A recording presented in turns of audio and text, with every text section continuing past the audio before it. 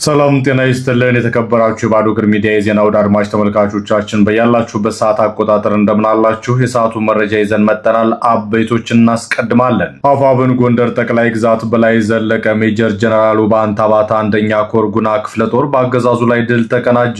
የብልጽግና መከላከያ ሰራዊት ከገዳ ኮማንዶ ጋር በመቀናጀት በጉምዝ ህዝብ ላይ ጭፍጨፋ መፈጸሙ ተገለጸ። በአማራ ክልል በተለያዩ ከተሞች አገዛዙ የቤት ለቤት ፍተሻ እንደ አዲስ ሲጀምር በከተሞች ዙሪያ የመዋጊያ ምሽግ እየቆፈረ መሆኑ ታወቀ። የሰባት ለሰባ ክፍለ ጦር ደመላሽ ሻለቃ ቃኞች በኤፍራታ ግድም ፈረድ ውሃ በአገዛዙ ላይ የደፈጣ ጥቃት መፈጸማቸውንና ሌሎች መረጃዎችን ወደ እናንተ የምናደርስ ይሆናል። የባዶ እግር ሚዲያን ዩቲዩብ ቻናል ለሌሎች እንድታጋሩ እያሳሰብን ወደ ዝርዝር መረጃዎች አለፍን።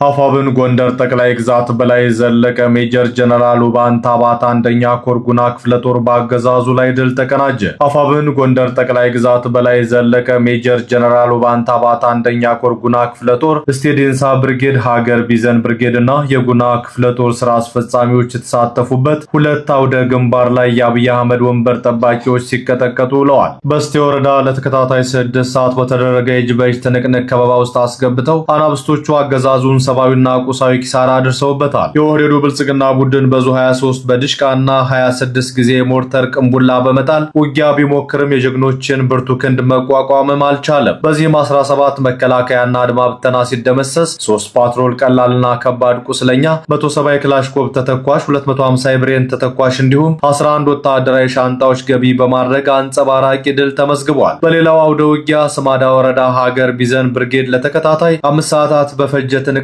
ያገዛዙ ወታደሮች ከባድ የሆነ ቁሳዊና ሰብአዊ ኪሳራ ደርሶባቸዋል። በዚህም አውደ ውጊያ የተገኙ ድሎች 10 ያገዛዙ ኃይል የተደመሰሰ፣ 4 አምቡላንስ ከባድና ቀላል ቁስለኛ አስተናግዶ ወደ ወገዳ ከተማ ሆስፒታል አስገብቷል። በአጠቃላይ በሁሉም አውደ ውጊያ 80 የኦህዴድ ብልጽግና ሰራዊት መደምሰስ የተቻለ ሲሆን አገዛዙ በስቴ ወረዳ ሾለክት ቀበሌ የቤተ ክርስቲያን አይን የሆኑትን በማህበረሰቡ ዘንድ ተወዳጅነት የነበራቸውን ቄስ መልኬኔውን በአሰቃቂ ሁኔታ ገሏል። በተመሳሳይ ስማዳ ወረዳ ሰርጋዊት ልደታ ቀበሌ መድኃኔ ዓለም ቤተክርስቲያን አጥር ግቢ ውስጥ ሰርጎ በመግባት የቀሳውስቱን የማዕድ መጋገሪያ ቁሳቁሶችን ሙሉ በሙሉ በማቃጠል ሃይማኖታዊ ውድመት ፈጽሟል ሲል የክፍለ ጦሩ ህዝብ ግንኙነት መረጃውን አድርሶ ላይ ጭፍጨፋ መፈጸሙ ተገለጸ። የኦህዴዱ ብልጽግና መከላከያ ሰራዊት ከገዳ ኮማንዶና ከሚሊሻ የተውጣጣ ጥምር ወታደራዊ ኃይል በቤኒሻንጉል ጉሙዝ ክልል ካማሺ ዞን በለውጅ ጋፎ የወረዳ ሜዲ ቀበሌ ላይ ከቀናት በፊት ጀምሮ በከባድ መሳሪያ የታገዘ ጥቃት ከፍቶ በርካታ ንጹሃንን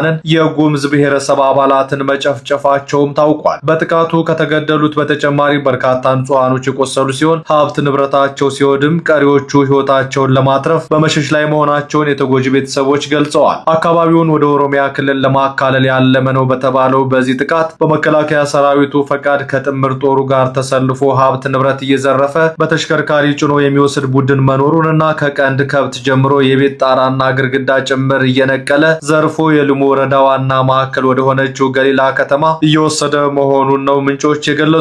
የብልጽግናው መከላከያ ሰራዊት ከኦሮሚያ ክልል ታጣቂዎች ጋር በመቀናጀት ምንም አይነት መሳሪያ ባልታጠቁ ንጹሃኖች ላይ በሞርተርና በዙ 23 ጭምር የታገዘ ጥቃት እየፈጸመ ይገኛል ያሉት ምንጮች ጥቃቱ ተባብሶ መቀጠሉንና የሟቾችን አስክሬን መቅበር እንኳን እንዳልተቻለም ተገልጿል። በከተሞች ዙሪያ የመዋጊያ ምሽግ እየተቆፈረ መሆኑ ታወቀ። የኦሮሞማው ብልጽግና ጦር በአማራ ክልል በተለያዩ ከተሞች ላብነትም በደሴ ከተማና አካባቢው የቤት ለቤት ፍተሻ ሲጀምር ጦሳን ጨምሮ በከተማዋ ዙሪያ የመዋጊያ ምሽግ እየተቆፈረ መሆኑን ምንጮች ገልጸዋል። ጤጣ ተብሎ በሚጠራው አካባቢ 2 ፋኖች ታይተዋል በሚል ሰበብ የዞኑ ፖሊሶችና የሚሊሻ አባላት ከብልጽግና መከላከያ ሰራዊት ጋር በመሆን ቤት ለቤት ፍተሻ እያካሄዱ ሲሆን በዚህም አካባቢ የመዋጊያ ምሽግ በመቆፈር ላይ መሆናቸው ተሰምቷል። በተመሳሳይ በከተማዋ ከወሎ ዩኒቨርሲቲ ማዶ በሚገኘው አካባቢ ላይ የቤት ለቤት ፍተሻ እየተካሄደ ሲሆን በአካባቢው ነዋሪዎች ላይ እስርና ድብደባ እየተፈጸመባቸው ይገኛል። የደቡብ ወሎ ዞን መቀመጫ በሆነችው ደሴ ከተማ በካድሬዎችና በተላላኪ ወታደሮች ዘንድ የተፈጠረው ጭንቀትና ሽብር እየከበደ መምጣቱ ታውቋል። ከወረዳው ሸሽተው የገቡ ካድሬዎች ከተማዋን ያጨናነቁ ሲሆን በሌላ በኩል ደግሞ አንዳንድ የደቡብ ወሎ ዞን የብልጽግና አመራሮች የዓመት እረፍት ፍቃድና በህመም ምክንያት በሚል ሐሰተኛ የሕክምና ማስረ ማስረጃ በማሰራት ፈቃድ በመውሰድ ከተማዋን ለቀው ወደ አዲስ አበባ እየሸሹ እንደሚገኙ ለማረጋገጥ ተችሏል። ሌሎች የዞኑ ካድሬዎች ደግሞ ቤተሰቦቻቸውንና ከተሽከርካሪ ጀምሮ ተንቀሳቃሽ ንብረቶቻቸውን ከከተማዋ እያሸሹ ወደ አዲስ አበባና ሌሎች አካባቢዎች በመውሰድ ላይ ስለመሆናቸውም ተሰምቷል። ይህ ሽብርና ጭንቀት በካድሬዎቹ ዘንድ ብቻ ሳይሆን በመከላከያ ሰራዊቱና በሌሎች የክልል ተላላኪዎችና ወታደሮች ዘንድ ማሳየቱ መረጃዎች አመላክቷል።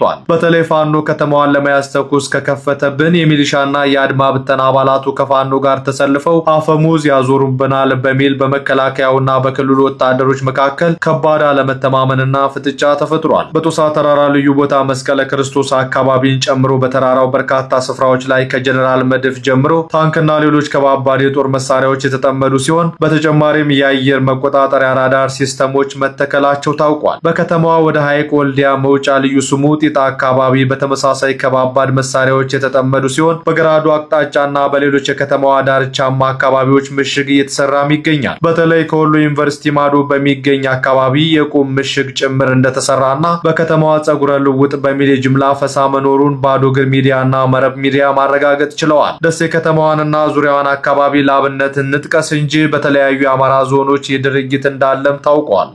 የሰባት ለሰባ ክፍለ ጦር ደመላሽ ሻለቃ ቃኞች በኤፍራታ ግድም ፈረድ ውሃ በአገዛዙ ላይ የደፈጣ ጥቃት ፈጸሙ። ሰባት ለሰባ ክፍለ ጦር ደመላሽ ሻለቃ ቃኝ ካጣዬ ቅርብ ርቀት ፈረድ ውሃ በኦህዴዱ ብልጽግና ላይ እርምጃ በመውሰድ በገዢው ስርዓት ጠባቂዎች ላይ ከፍተኛ ሰብአዊና ቁሳዊ ኪሳራ በማድረስ ድል አስመዝግበዋል። ሌሊት 12 ሰዓት ላይ ካጣዬ ከተማ 3 ኪሎ ሜትር ብቻ ርቀት ላይ በሚገኘው ፈረድ ውሃ ቀበሌ በመግባት ምሽግ ላይ በነበሩ የአገዛዙ ጥምር ኃይሎች ላይ ድንገተኛ የማጥቃት እርምጃ በመፈጸም 4 ሚሊሻዎች ተሸኝተዋል። የደመላሽ ሻለቃ ቃኞች የተጣለባቸውን ተልዕኮ በድል አድራጊነት ካጠናቀቁ በኋላ የአገዛዙን የጦር መሳሪያዎች 2 ክላሽኮቭ መሳሪያና 1 ጅምስሪ መሳሪያ በማድረግ ለትግሉ ገቢ አድርገዋል ሲል የአፋብን ሸዋ ጠቅላይ ግዛት አሳምነው ህዝብ ግንኙነት መምሪያ ገልጿል።